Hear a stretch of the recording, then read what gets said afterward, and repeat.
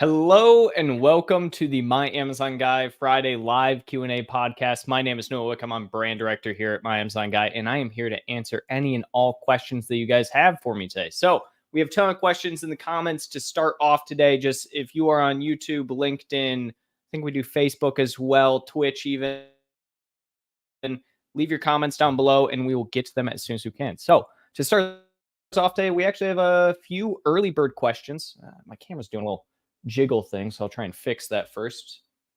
We'll get through it. All right, first and foremost, we have Burn.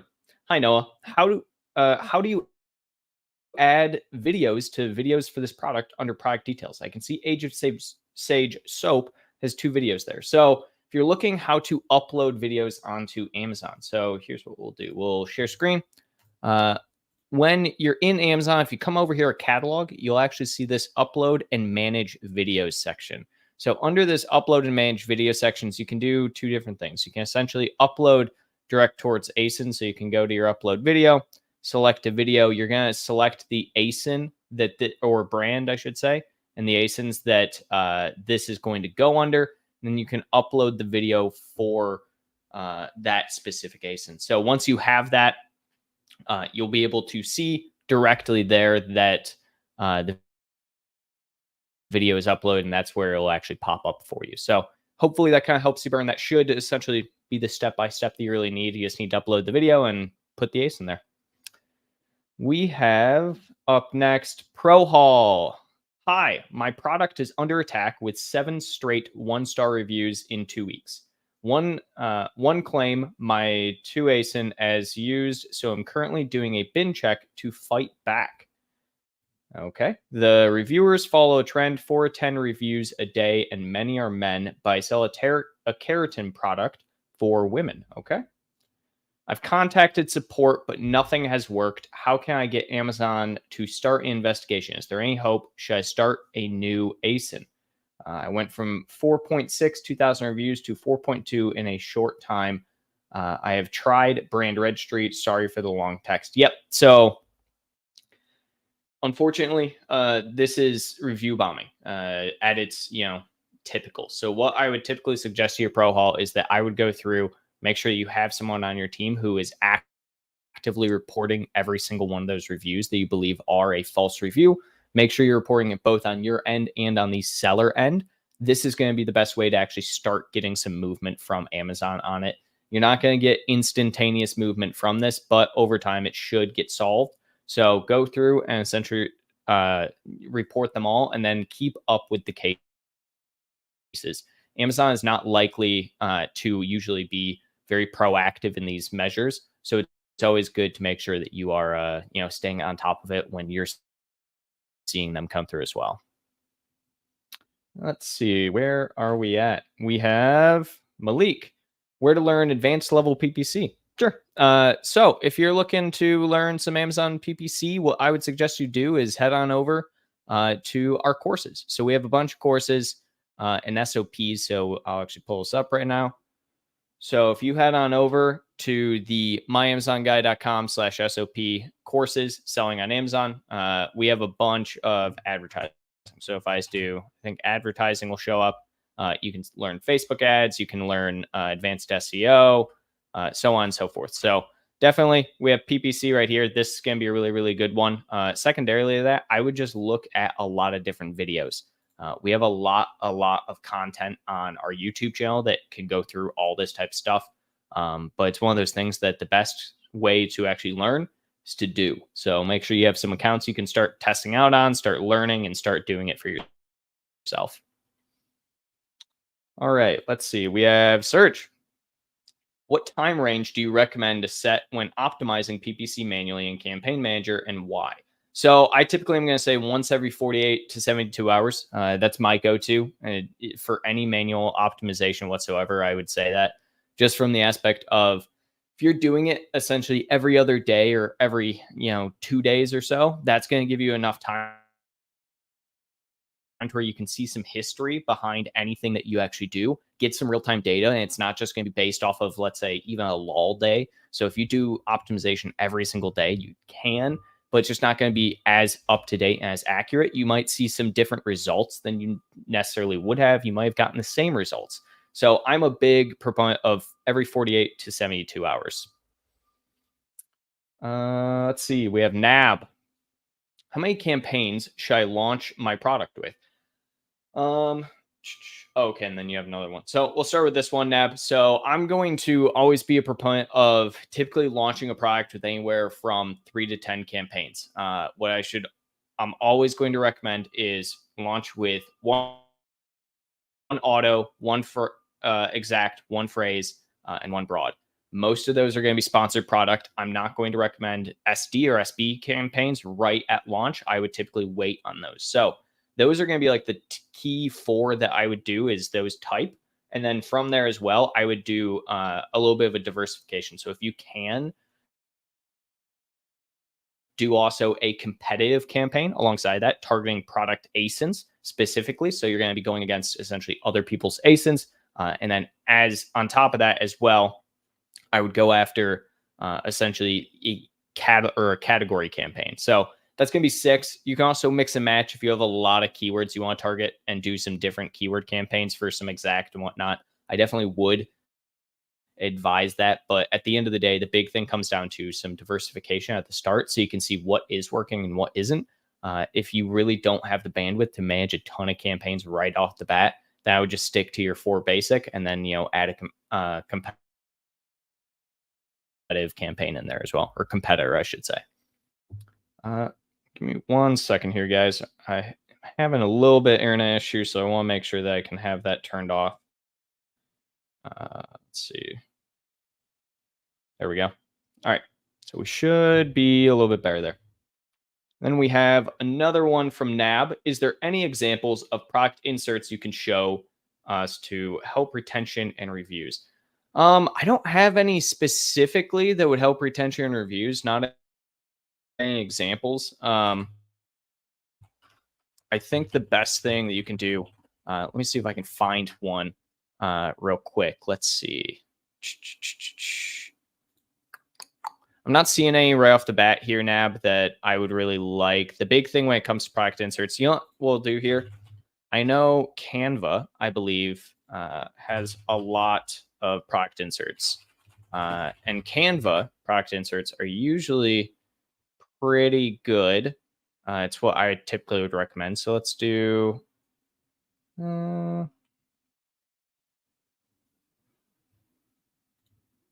here we go. Jungle Scout has some. Cool. Give me 2 seconds here, Nav, and I'll pull it up.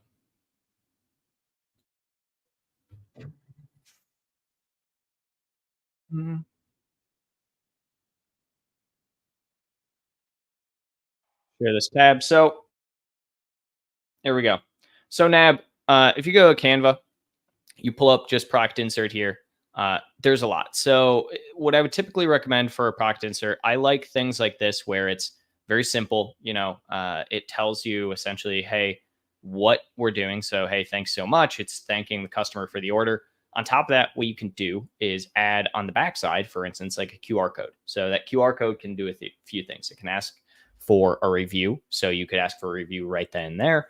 You could also ask on top of that to have essentially a little, let's say, I don't know, manual if your product has to be built or it has to be explained in some way. So doing something simple is the biggest thing, Nab. Make it visible, make it known to the client what you're trying, or not client, customer, what you're trying to do. But again, Canva is a great resource. They have a ton of different options here. Just when you type in product insert, that I would just check out definitely.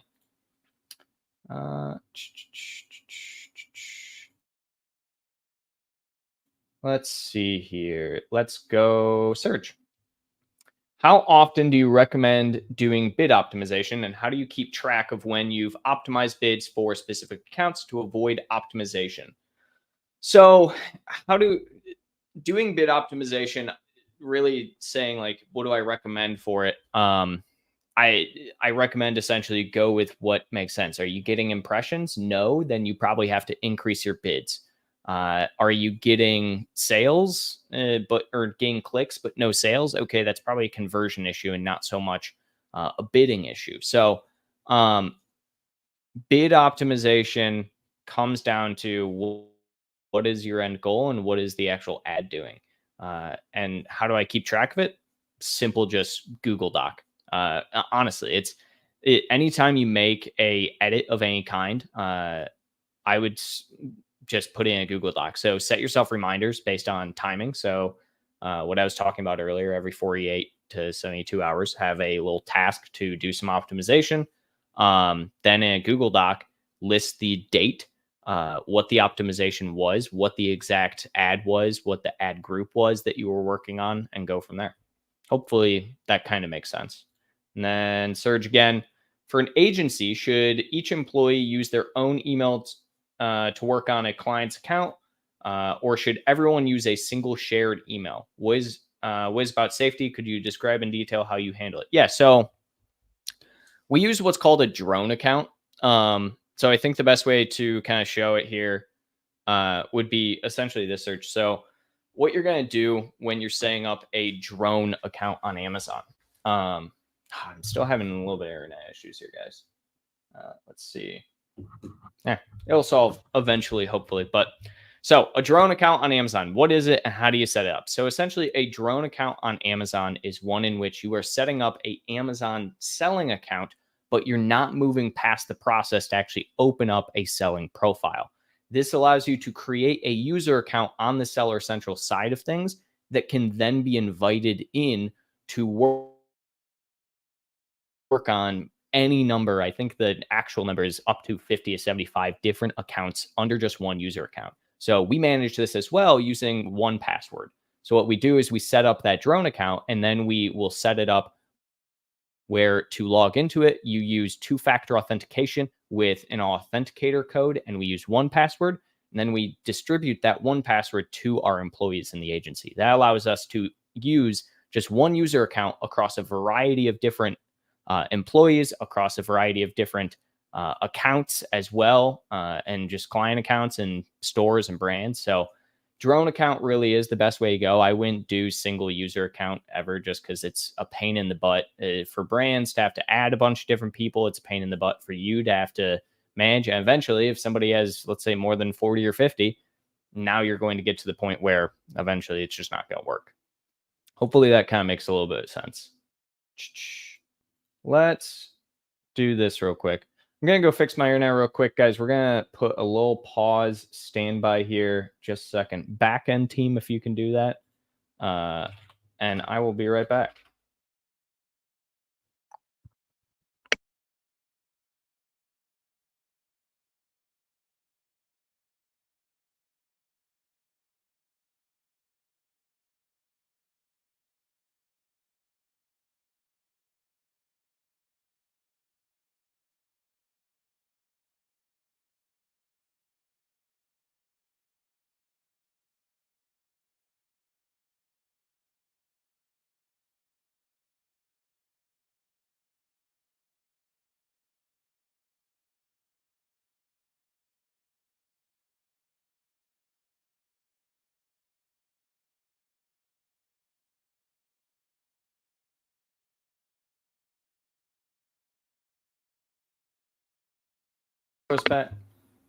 All right, we should be back and rolling. Think that fixed the issue? Not positive. We'll see. Only time will tell here, guys, whether or not we're gonna have a little bit of a laggy stream. Serge, let me know if that answered your question. If not, feel free to throw another one in there. All right. Abdullah, how many accounts can we attach with seller dashboard? I think this is similar to Serge's question. Depends. We have some drone accounts where it caps us out at like 5. We have other ones, though, where we don't get a cap until probably 50, 75 different accounts. It really depends. The most I think I've ever actually seen is around 50 or 60, but I know you can technically get more. So yeah, it depends heavily on what you're going after. Cameron, good morning. I'm Amazon virtual assistant. If anyone needs, nope. Let's see. Serge, how does MAG provide access to client accounts for employees? Oh, I already answered this one, Serge. Let's see. BBS, how to run PPC at fullest on Prime Day. I'm going to recommend, here's my Prime Day strategy when it comes to advertising. Increase your overall ads by, or your overall budget for Prime Days by around 300%. This is going to be more in line essentially with what you're going to see from an impression standpoint and more people on the actual platform. So if you are having essentially looking at what you're going to be doing for Prime Day, 300% budget increase your bids roughly, by 25%. You can go up, you can go down with this. It really depends. So I wouldn't say there's a firm rule on bidding. You're going to have to do it in real time, but typically speaking, you are going to be bidding more during that time. But yeah, budget 300% increase for the following days. Malik, where to learn? Already answered that one. Thinkerish. Ooh, always happy to see you, Thinkerish. I used to know how to make changes to the bullet points. Could you please refresh my memory? Thank you very much. Are you asking Thinkerish from like an SEO perspective or from an actual working perspective? Let's see. Let's see here. Oh, are we still getting lag here? Let me try this real quick. No need to put a screen up. Let me just. There we go. All right. Oh no, you can throw a screen back on. I stood up, hoping for the best. We might just have a laggy stream here, guys, and end up going a little early, but that's okay if everyone's willing to bear with me, I suppose, when I have internet issues for once. All right, so Thinkerish, to update bullet points, essentially, here's what you're going to do. You can do this in one of two ways. Way number one, which I wouldn't typically recommend, let's say that you have essentially a product, I don't know, one of these ones that pops up here. I'm going to edit the listing, pop over here, and then you're going to come over to your product details, and you're going to have your bullet points right here, if this is what you're talking about. If you're talking about from strictly like an SEO perspective, that's going to be a little bit more complex. I should also say, this is not my preferred way. I would prefer doing a flat file update if I am going to update bullet points, but this is a way in which you technically can update bullet points. If you're talking about from like an SEO perspective, what I typically am doing is I'm running through and creating new bullet points once every, I would say, 60, 90 days. We have 4 different phases of SEO that we run through. And those different phases typically happen about a month after each one of them. So typically speaking, if you are having some issues with, for instance, indexing or ranking, I would be updating your bullet points every 60 days or so, especially if you're in a moment of really trying to get new ranking and get new indexing. Let's see. Hey, my FBA capacity limit drops from 350 to 150 on 10/1. I'm using 200 now, so I'll be over the limit. What happens if I schedule shipping for 9/30, but I actually ship on 10/3 or 10/10? So your limit is set based on your current allocation. So when you create a shipment, that shipment, even if you never send it in, automatically starts applying to the actual product. So, or to the limit. So if you have a limit of, let's say 500 and you're at 450 utilization and you send in a ship or you create a shipment that is going to utilize another 75, then it automatically takes that away. When you go over that utilization, you cannot send in anymore. So if you need to send in more inventory, I would definitely do it before your limit drops if you're not fully utilizing your current limit. You will get charged overages here, but it's probably going to be better than fully going out of stock. Blizzard. On month 2 since product launch, 220 pieces sold, currently running auto campaign with broad match and ASIN. How to scale? Increase ad budget to reach higher sales? Yeah, increase ad budget, increase the number of keyword targets that you're going after. So your ad budget and your keyword targets are going to be the biggest thing. So if you have an auto campaign with broad match and then an ASIN, I would look at essentially trying to do more campaigns. So if you're only running 2 campaigns, add to it. Get an exact campaign there. Get a phrase campaign. in there as well. Get more keyword targets that you're trying to go after, some long tail as well. Make sure your negative targeting is on point. So, great job, first and foremost, on the 220. It's awesome to see that in such a short period of time on month 2 even. So definitely though, increase the number of campaigns and what you're actually targeting on your ad side. Salma, what's the Chrome extension that you guys use for 2FA? I'm tired of grabbing my phone to get those stupid codes. A lot of people have questions about this today. We use 1Password. So we use 1Password for everything. 1Password is, in my opinion, just one managers and also authenticators out there. Let's see here. We have Malik next. Are you providing internship opportunities in Pakistan? I don't believe so, not at this exact moment. I could check with our HR team. Always send in resumes. We're always happy to look over, and we're always looking for new talent. I'm not positive on Pakistan right now. I don't believe so. Just from logistics standpoint, but I can check. I'm more happy to. Kellen, can you explain how images for child listings are handled? For example, if I have a shirt listing, how are the images handled for each size variation? Can child listings have different images?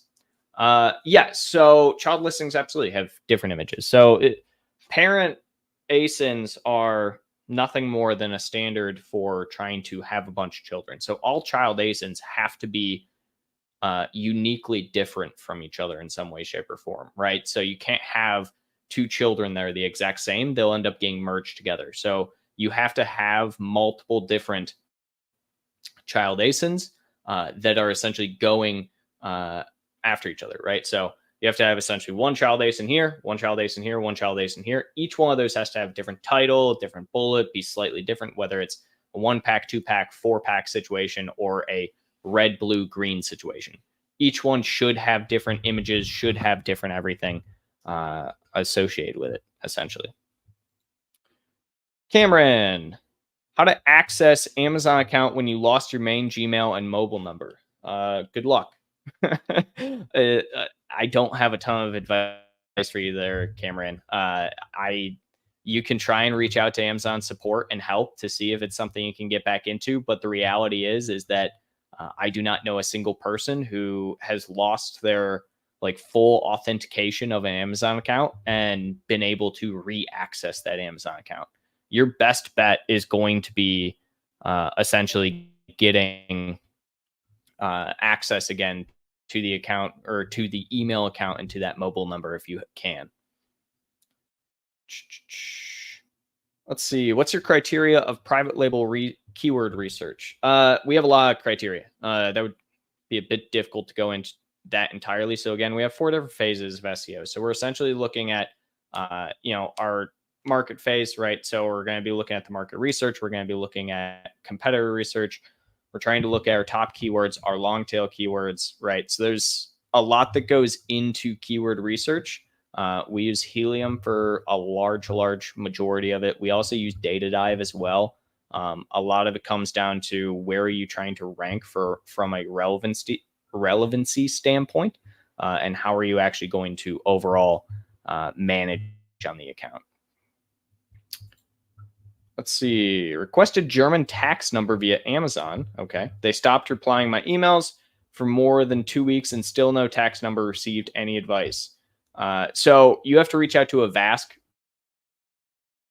directly. Amazon sucks with these kind of things. It's why I don't request things tax wise, VAT wise, anything like that directly through Amazon. I will go through one of their partners, but I'm not going to go through the actual Amazon system because I just don't believe it works very well. So definitely I would look at reaching out to a VASC directly to see if they can help you. But also VAT numbers take a while. It's not something like I know with like in the US, we can get a tax number like same day sometimes if we just pay enough money.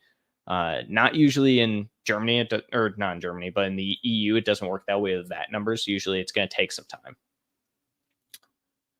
Cameron, how to access Amazon account when you lost your main... I already answered this one. Rodrigo, hey Noah, we are planning AWD shipments to FBA, but if we send everything to Amazon FBA, they'll charge us about $9,000 per month for storage during peak season. Oh, that's rough, Rodrigo. Let's see. And you say, do you recommend sending anyway, or should we send multiple shipments? I'm gonna say, Rodrigo, I think that really depends. Typically speaking, when we're talking about shipping into Amazon, AWD is going to be great because you're not going to have to deal with having actually to ship into FBA. It's going to make it so everything moves a lot faster. But overall, when it comes to dealing with the peak season stuff, you're going to have to pay it one way or another, whether that be through lack of sales that you get because you're not sending in enough inventory, or whether that be because, you have to pay for the peak season, the peak season actual inventory storage. So if you think you're going to sell through and you're going to make the money from it due to sales, then I would say go for it. If not, then, see what makes sense and send it in. Let's see. Hey, Noah, what kind of campaigns do you prefer when product has got reviews more than 100 plus? Same campaigns that I would say if a product has reviews of less than 100 plus or more than 1,000. Reviews don't really matter when it comes to advertising. Legitimately, it's not. I guess they do because it helps with the product ranking, right? You're going to have more organic come through and things like that if you have more, good reviews. But realistically, advertising and reviews are pretty distant from each other. Micah, hello. Great. Yeah, it was good running into you. It was very fun getting to see someone who comes to the lives in person and everything. So for those that don't know, I was at Amazon Accelerate last week, and I got the pleasure to run into Micah here. So when you group products together, do they then share the same sales rank? Does this change by category? Yes and no. So a parentage will have the same sales rank on a category. So typically speaking, your children are going to share it to an extent. This is a no, though, when you have children that are not in the same category, which is rare, I should say, but it's obviously not 100%. So that's kind of why I'm telling you. But for the most part, yes, they're going to share same ranking because ranking is usually going to come off of the parentage. That being said, you can still have individual children with organic ranks different. Rodrigo already answered that one. Let's see. What are the questions asked by Amazon video call certification for product authenticity? I believe they ask for your invoice. For product authenticity, they don't usually ask for you to do a call. But anyways, they're going to ask for your invoice. They're going to ask for a letter of authorization. They're going to ask how you bought the products, how you're attached to the brand, etc. But again, they don't usually do video. And if they are, those are kind of the four things they're going to ask. They're basically just make sure you're selling legitimate product and you're a legitimate business and you have right to sell the product. Let's see. Milan, IXD program information. I don't know if I know what the IXD program is. Let's see. IXD program. And not ICD, IXD. I see nothing about any program called IXD. Milan, I mean, if you have program Amazon, if you have a link, I'd be... Oh, you're just talking about the inventory placement program. Yeah, essentially, Amazon's inbound cross-dock program is a logistics strategy that improves supply chain efficiency by directly... okay, so IXD is essentially just a internal slang term for how Amazon moves product across different fulfillment centers. I don't know if there's really much information for me to give you here, Milan. The reality is that, yeah, Amazon, you send in and can send into a single warehouse. Amazon will then fulfill out of multiple warehouses. It's not really something you can get out of. It's not something you have to, and you're auto enrolled in it, I should say. So if you have more questions on it, I guess I could answer about inventory placement, but past that, there's not much to answer. Let's see. Oh, I already answered this one again, except under a different email. Marvin. Hi, Noah. Hey. Daniel. Always call me Nolan. Everyone always calls me Nolan. Okay. Yeah, Daniel, I'm sorry. I think I'm having some internet issues today. So we're trying to push through and persevere, I suppose. Marvin, what is the best way if I want to change the variation theme for my existing products? As an example, from style to color, what would you recommend? I would recommend deleting your parentage, Marvin. So first and foremost, delete the parentage, wait 24 hours for everything to split and separate into their own child listings. From there, you're going to recreate the parentage under a new parent SKU. You can do this via flat file. That's going to be your best way to go about it. And then just add the new variation type there rather than the old variation type. So the biggest is just deleting the parentage. My parent listing title is reflecting on my child listing. Amazon seller support is no help. What to do? Same as Marvin, actually, Daniel. Break your parentage, wait 24 hours, make sure your title is updated on the child, and then do a flat file parentage with the new parent and make sure you actually have everything filled in. This should be a partial update, not a full. What is the minimum daily budget should be for a product launch? That is entirely dependent on what your keywords cost. I'm always going to say try not to launch if you can't spend more than $1,000 a month in ads. Obviously, you can launch with less than that, but that's going to be like your very bare minimum, in my opinion. Past that as well, and that's if you're really wanting to grow. Daily budget for like I don't know a campaign, $10, $15, depends. Danish. Let's see. In listing optimization, for instance, you have a product tongue scraper. If we use the main keyword tongue scraper in title, when we put back in keywords, should we use the word tongue or scraper there? Yeah, I would still add it. You're technically doubling up. It's not a bad thing to do. Meta keywords versus not title keywords act slightly differently. Title obviously takes a much bigger precedence. You will be obviously somewhat wasting space, but it really depends on what you have around tongue and scraper because again, you can kind of have the phrase in there.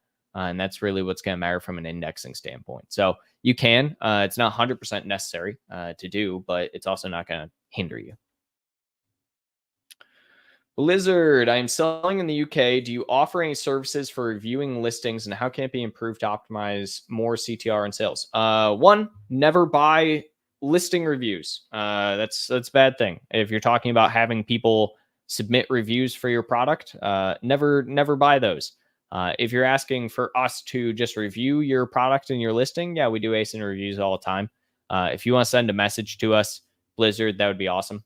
More than happy to do some form of ASIN review for you at some point. But yeah, send it in to, I think our sales team does a lot of them. If you do sales at myamazonguy.com, I think there's an entire team that does ASIN reviews, exactly like you're talking about. So send a message there. Or if you go to our website, I believe on our website specifically, we have, we have something for a free audit. So if you go to our website, here we go.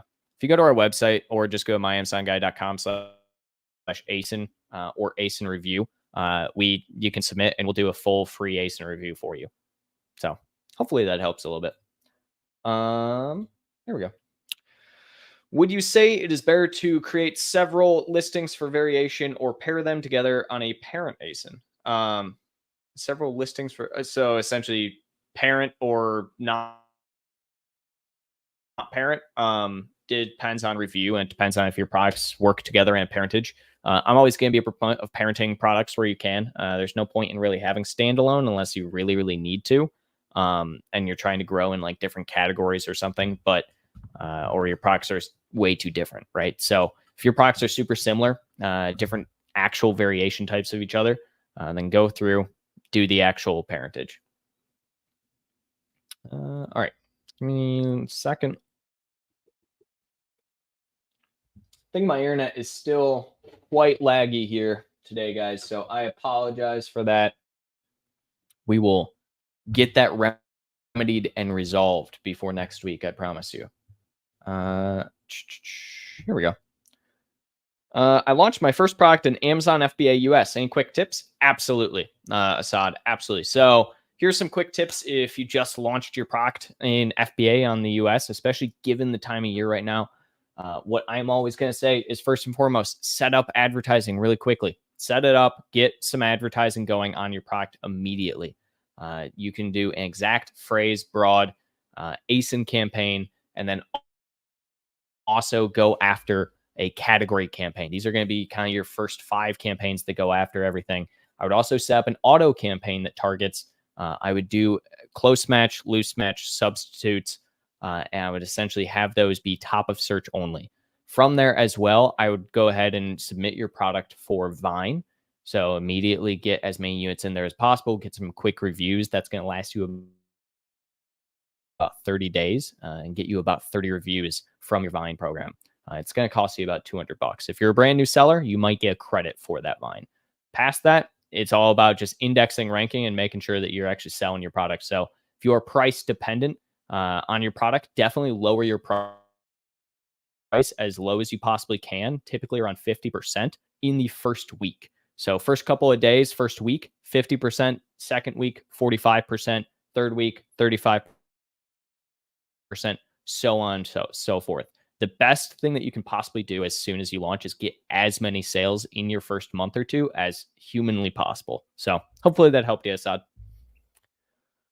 Karen, I know how to determine break-even ACoS, but for repeat purchase products, tacos is often more important.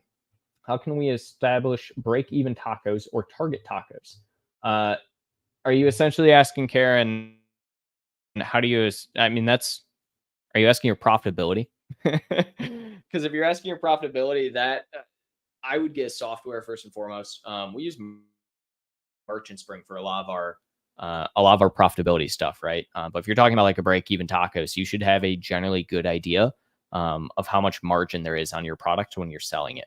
So that margin is everything. If you can understand your total margin on a product, whether, in dollars, I should say, you should understand very quickly how much is every single sale going to cost you from both a total perspective. So tacos, understanding that, you should understand your tacos percentage. Looking at things on a single sale level is going to be too complicated and convoluted. You should definitely be looking on a total account level, which is tacos. So if you know what your tacos percentage is, right? You know how much you're spending there. Okay. You know how much Amazon is paying you. You know how many fees Amazon is charging you. And you know what your cost of goods for the product is. Subtract all of that. Are you in the negative or are you in the positive? If you're in the positive, you know what your break even can be. I hope that kind of makes a little bit of sense. Let's see. Do you encourage day parting like bidding campaigns to bid down only to save budget and bid up and down only to increase sales during peak hours of 5 p.m. to 11 p.m.? Yeah. So day parting, yes, I'm a big fan of it. Campaigns in general, down only is typically what I'm going to recommend for most people. There are instances where I love a, up down campaign or, it depends, but 90% of the time down only. And then day parting, I would definitely do yes, up. On Amazon, it's only an increase during peak hours. But yeah, so day parting, absolutely go for it. It'll help save money in the long run. And then bidding strategy in general, down only. D Hunt, we have a listing that a former customer created with an incorrect GS1 UPC code that is not associated with our GS1 UPC code. This listing does substantially better than our listing with the correct UPC code, same item. Is there a way to merge the incorrect listing with the correct listing so we can keep the reviews and ranking? Prior merger requests to Amazon have not been successful. Yeah, so first and foremost, D Hunt, you have to make sure that you actually own the listing.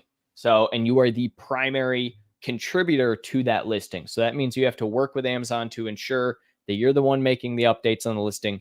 You own the listing. There is nothing wrong with it. And then you have to prove to Amazon that the two listings are the same identical product. From that standpoint, once you can actually convince them of that, you can do the merge and you can say, hey, this ASIN has the correct UPC. It will then merge and you can get the reviews. But again, this is not necessarily an easy process the longer the listings have been active and around.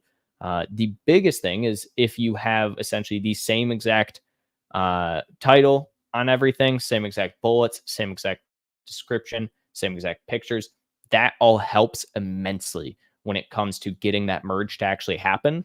And it really comes down to just a continue to pester Amazon on it after that. So hopefully that helps. Zachy, hi bro. Please tell me how to keep my product in top 10, 20 in a subcategory like number 10 in home and gardening. Staying number 10 in in home and gardening would be impressive feat, just in general. But nonetheless, you have to continue keeping keywords and you have to continue getting sales. Both those things increase your keywords constantly for what you are ranking for organically and paid. At that point, you should be at a very high organic to paid ratio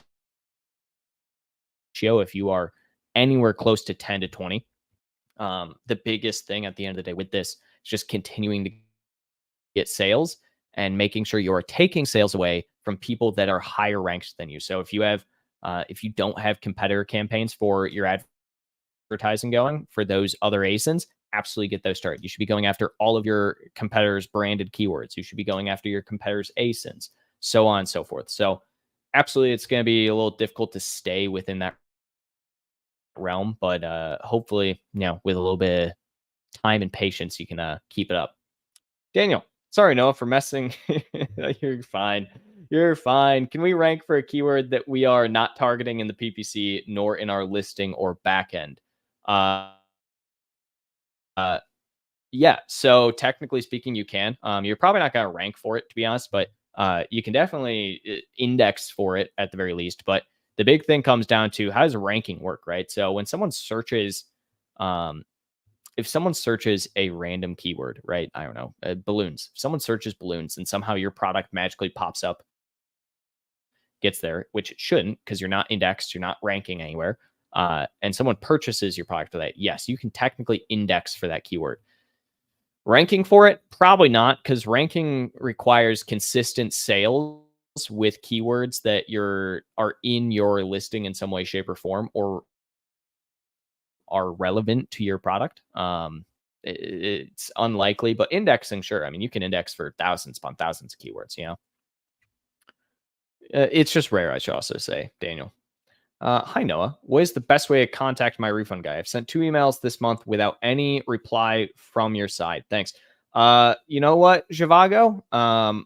Do me a favor. Send me an email, podcast@myamazonguy.com. Send an email to me right now with, this exact message and everything, and I will make sure you get sorted here very, very quickly, okay? I appreciate you sending stuff like that out and everything, and we want to make sure that you're taken care of very well.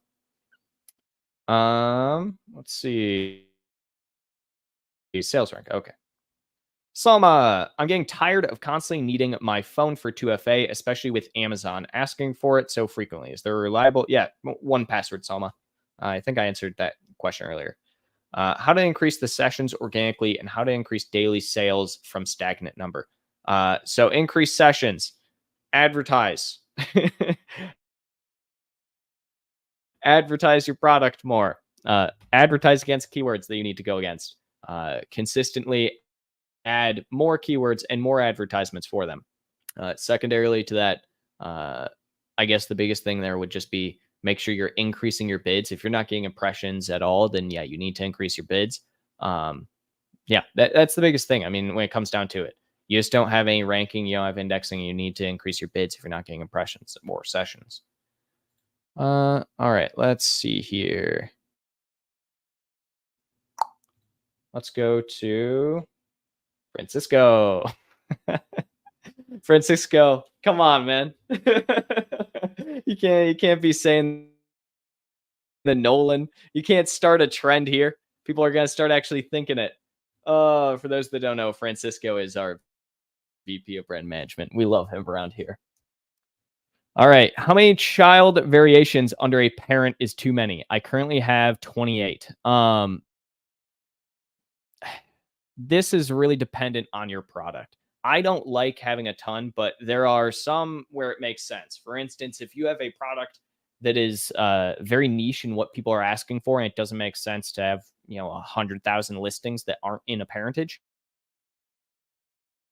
then yeah, definitely keep a parentage. 28, it's stretching it for me. If you have like a t-shirt or something that's a bunch of different colors, but the second you go from having swatches to a scroll wheel due to the number that you have, that's where you're going to be essentially running into some problems. So I would definitely say if you are looking to break down a parentage into less than what it's currently at, look at what makes sense. Do you have a couple of the items that could all kind of be in a 3 parentage or a 4 parentage, so on and so forth? So there's no fine number. I mean, Amazon does say you can't have parentage with more than 2,000 child ASINs. So for those that don't know, that is the max number you can have. But I'm not going to be saying no depending on the product. It really depends product category and what the variation type is. I think we still have some internet issues here, guys. So bear with me. We'll keep going though. If everyone just keeps asking questions. Bid up. Is it possible to make sales without PPC? It's a good idea to shut down PPC sometimes. Yeah, you can get sales without PPC. It's organic. Do I recommend ever totally shutting off advertising? No. Unless you're like rank 1 organic for like 2,000 plus keywords and it's not even close with the second person sales wise, then yeah, no, you're always going to need advertising in some capacity, shape, or form on Amazon. It's very difficult to grow without advertising on Amazon when you're not number 1 in a category. Number 1 in a category gets a lot of perks, and one of those is that they can kind of continue growing, but even then they can also be usurped if they're not advertising in a efficient manner. So definitely always make sure you're doing some form of advertising. Let's see. All in. Hi, I want to learn Amazon virtual assistant is good skill. Yeah. So if you're looking to learn Amazon, head over to my Amazon guy. We have a bunch of stuff. Let's do this. Share this again. Head over to our website. We have a bunch of stuff. We have a bunch of courses, certificates. We also have careers, internships as well. So if you guys are interested, check us out. Go to our website. We have all sorts of stuff there for that. Zaki, thanks a lot, bro. PS, can you guide me? What's the best and most effective way to optimize campaign down only?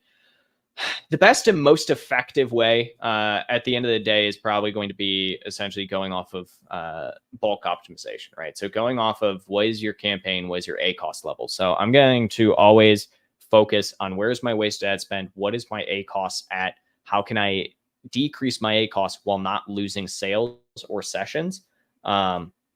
If you are doing down only bidding, that's not a problem. You just need to understand that you're likely going to have your bid a little bit higher than you would for like up down, right? Because up down, it'll swing up a lot higher than it'll necessarily go down. So it's a little bit more complicated. What I can do for you, Zaki, is I can actually go ahead and I can put together a video. I'll shoot it out onto our YouTube channel sometime next week for you.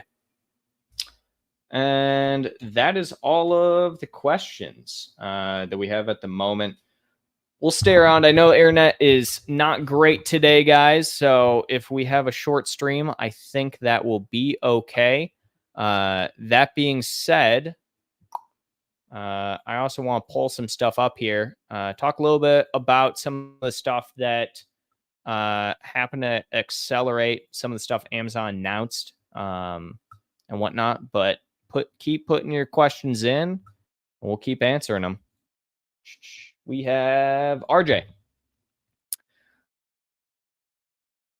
Let's say we have a product around 3.5 rating having a really bad review. Is it a good idea to continue doing a PPC even the ACoS is too high when we starting a PPC? RJ, I'm going to say no. So anytime if your product falls necessarily below around a 3.84. That's kind of the area where I'm going to start to consider that kind of a dead listing. And the reason for that is essentially the closer you get to just a 3-star, the harder and harder and harder it is going to be for your product to do well on Amazon. So if you are below that, I would, look at potentially, if it's a newer product, trying to do a relaunch of that product. If it's an old listing and you can try and see if you can bring it back, then yes, keep going. Try and see if you can do something with it. But reality is, if your ACoS is really, really high and you're even with that kind of a rating, I would wonder if, your relevancy is there. So definitely check relevancy, definitely check everything else. But, the biggest thing at the end of the day is, do not be afraid of a relaunch if you have to, especially if it's a review related relaunch. That just, it happens and you got to do it at times. All right, we got John. How do I send safety documents to Amazon for request approval? I am new to Amazon FBA. So the question I would have for you, John, is, are the documents for listing a product, or are the documents for certification of product? The listing of a product, you're going to have to, let me pull up here. So for the listing of a product, you can actually add those documents in your compliance dashboard. Your compliance dashboard, typically you can get there, I believe, from performance. I think you can go there from your performance notifications. If you're being asked for those compliance documents, you can go here and then submit them. Safety for a baby bath. Okay. Up in catalog here, John, go down here to manage product documentation. You can upload. Oh, well, it's going to take me here, but it'll depend on which one you're wanting to do, but you can upload the actual product. And then secondarily to that as well, you can do it in the actual inventory side. So you'll essentially go again here, inventory, find the product. It'll probably ask again in the performance notifications. That's where I like going for this type of thing, is that's just easiest to find the exact product and then upload it from there. But then more importantly, again, why can't I edit? Here we go. You can go edit listing, and then you're going to be able to upload the documents under your product details. So hopefully that kind of explains it, Jen. That's a good question, though. I think I'll make a video on that one, too. That would be fun for another tutorial for us to put up. Let's see. Give me a link of website where you offer internship. Yeah, go to myamazonguy.com/internships. We are always looking for more internships. My client product getting 4.6 rating. Okay, 60 reviews. FBA fees are high. Eating cost plus PPC, although getting sales. What kind of strategy do you suggest? Sounds like you have a really, really new product that you just need to keep going with. The biggest thing is, how long has your product been around? But more importantly, when you are having a new product like this, you are going to eat money in the first couple of months on advertising. You just are. Readjust and look at your keywords. Look at where you're currently competing with. If you are not doing any top of search targeting, you need to do top of search. If you are not doing a product in some campaigns, look there.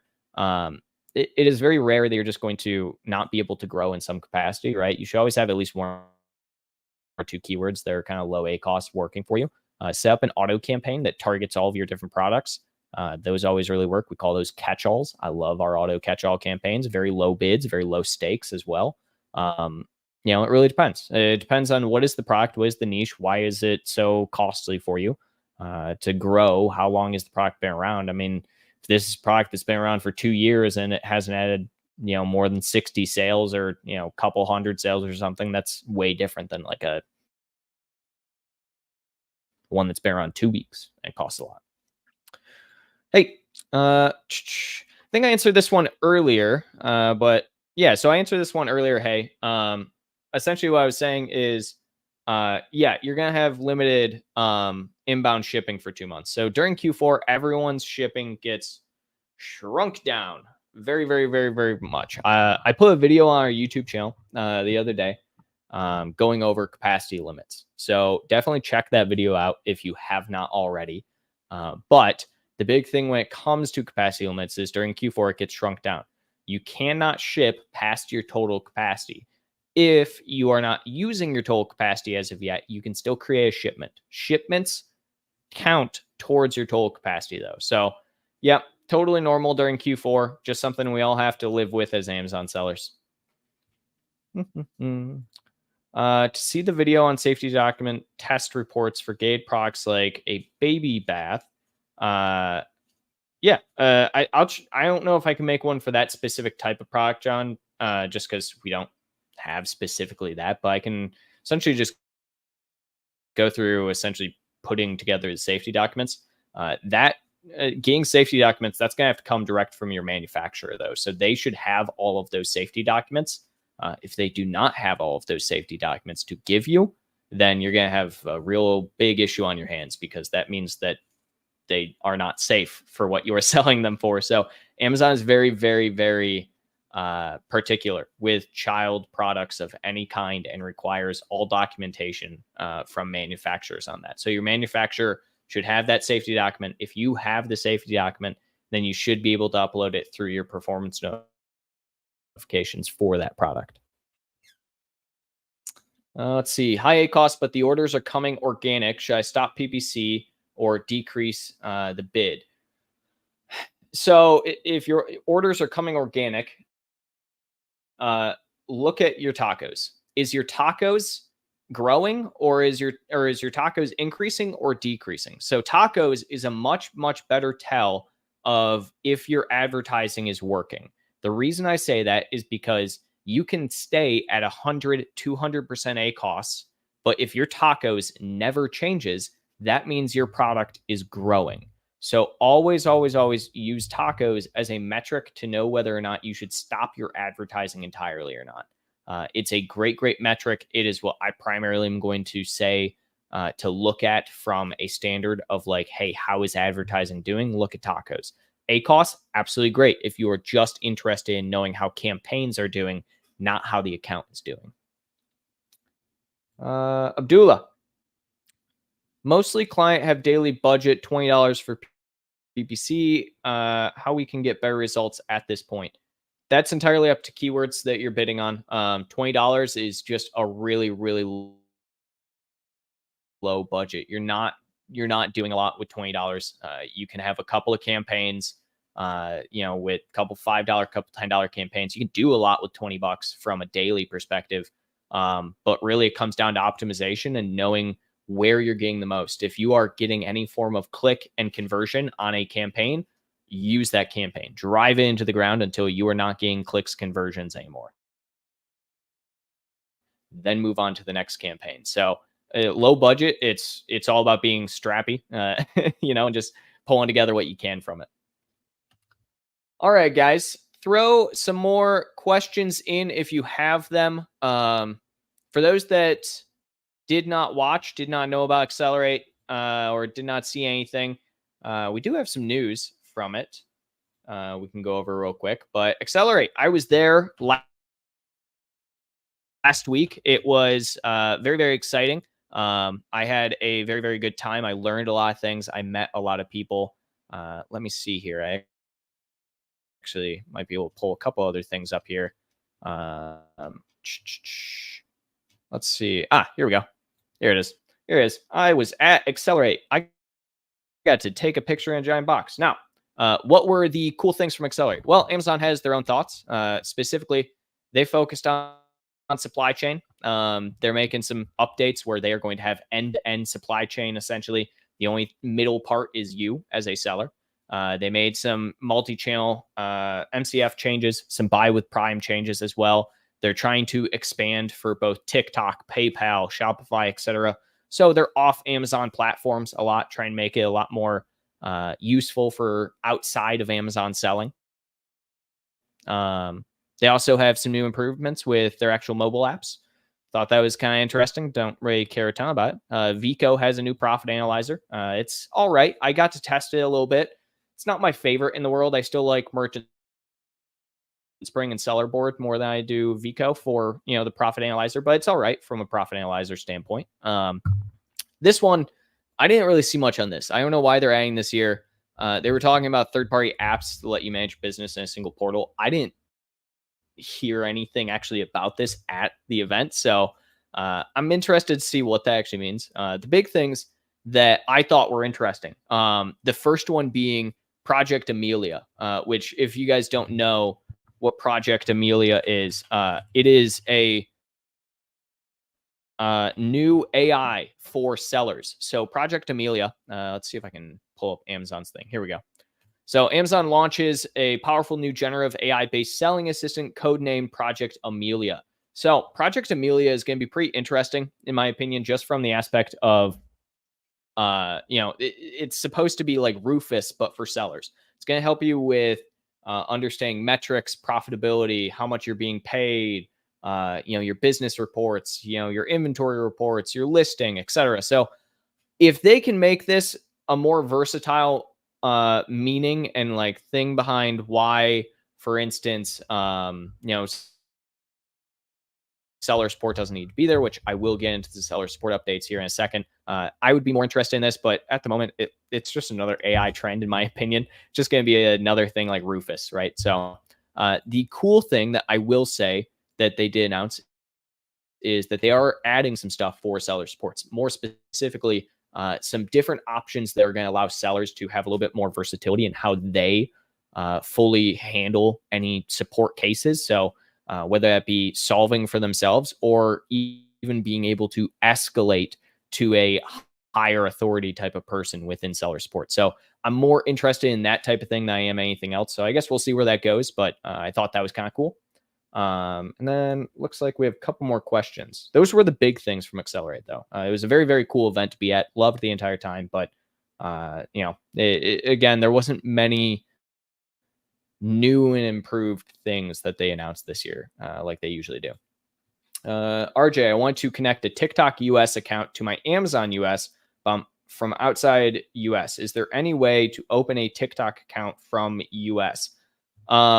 Yeah, so you can. I'm not sure actually on this. I would reach out to the TikTok support on that. I have no idea if you can actually open from outside the US. What I do know is that you can't currently connect the two just yet outside of the MCF side. So Amazon did allow that, but you can't do a direct connection just yet for them. But yeah, I would reach out to TikTok on that. I have no idea, to be honest. Fatima. I was out of stock for 4 months on Amazon. What can I do to rank listings faster?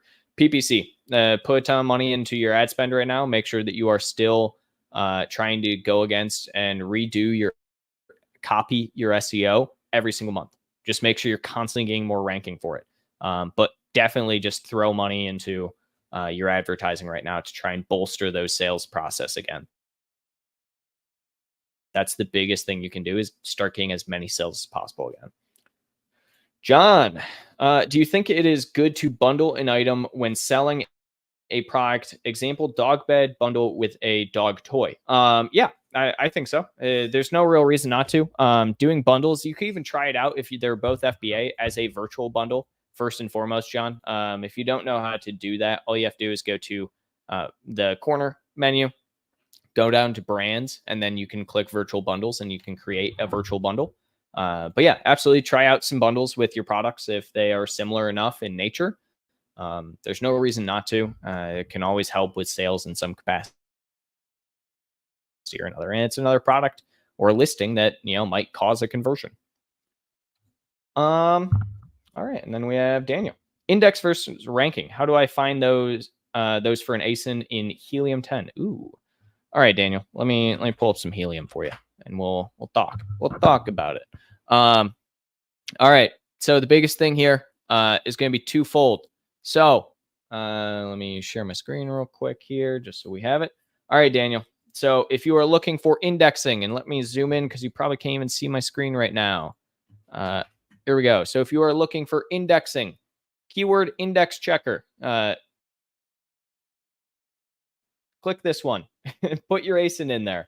You will be able to check and see what your indexing is for keywords. Cerebro, this is where you're going to want to look up your ranking. Cerebro, you can put any ASIN in here. We'll just use one of these ones right here. You can see total keywords, organic, paid. And then from here, I believe, where is it? Oh, do I not even have it on here? Oh, it's just off screen because I zoomed in. There is ranking. So it'll show you your organic ranking. It'll even show you your sponsored ranking on there for keywords as well. But yeah, so Cerebro and then your index checker for ranking and indexing of keywords. So there we go. All right, guys, I'm still having a ton of internet issues, so I'm going to call it an early show today. Tons of stuff going on. That being said, we will be back next Friday at 12 p.m. EST again to answer all of your questions that you may have. Again, sorry about the internet being a little buggy today. Not sure what's going on, but you can be sure that right after this, I'm going to be calling my internet service provider. So that being said, final adieus. We are My Amazon Guy. We are a full service Amazon agency. We handle everything A to Z. So whether you need design, copy, SEO, anything in between that, troubleshooting, anything really, we handle it. We have a ton of different services. You can check them out here. If you want some one-on-one coaching, we offer that as well. I do one-on-one sessions. I have tons lined up for next week. If you want a job, we have tons. We're always hiring. We also offer internships as well. So check that out. And then, past that, check us out on LinkedIn. Check me out on LinkedIn. I post there daily. Subscribe to us on YouTube. We're always posting new content there. And hope everyone has a fantastic weekend and week ahead. And I'll look forward to talking to you all next week. Thank you, everybody.